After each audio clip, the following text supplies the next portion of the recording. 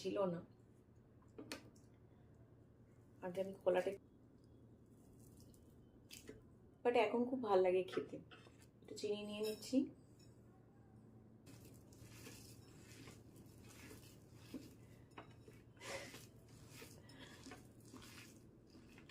সন্দেশটা নিলাম, এবার দুধটা নেব, একবার খেয়ে দেখি।